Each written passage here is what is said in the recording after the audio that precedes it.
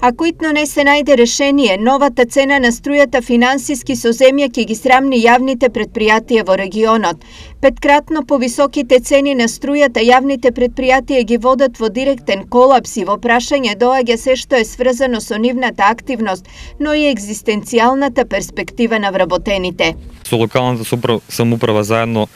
тражиме решение, значи моментално распишуваме постапка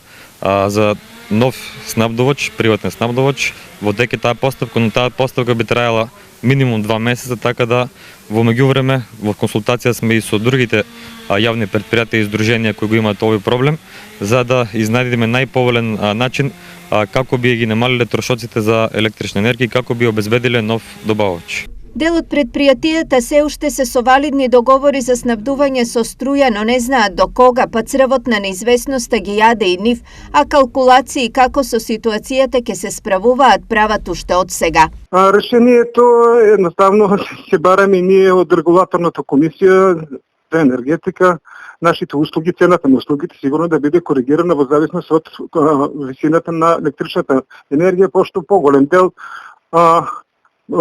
посебно во летните периоди имаме голема потрошувачка на електрична енергија заради пумпните станици. Поради ова, немоќта на јавните предпријатија е проблеми на локалните самоуправи, бидејќи финансискиот товар се пренесува на нив, кои всушност се и нивни основачи. Па дефинитивно тоа што го имаме како информација, зголемениот трошок за електрична енергија кој што јавното предпријатие ИСАР ќе го има практично и го има веќе од нова година, Општина Штип ќе треба да го финансира затоа што од информациите кои што ги добивме повратно, државата дефинитивно овој трошок ќе го остави општините сами да го регулираат, што значи дека само за јануари месец Општина Штип ќе треба да префрли на јавното предпријатие ИСАР околу, според проценките,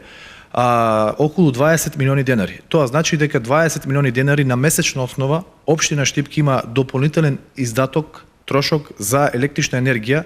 или да бидам поконкретен, средствата наменети за капитални инвестиции ќе треба да бидат пренасочени за трошок за електрична енергија. Во моментов речиси сите јавни предпријатија се во тешка состојба, а некои се соочуваат и со безизлез, бидејќи претходните раководни гарнитури трошеле како да е последен ден. Така Штипски ИСАР доживува должничка кулминација, бидејќи сегашниот раководен тим наследи долг од 5 милиони евра. Со огромен наследен долг се соочува и јавното предпријатие Плачковица од Карбинци со 350.000 евра, а во големи долгови се и Солидарност Виница и други јавни предпријатија.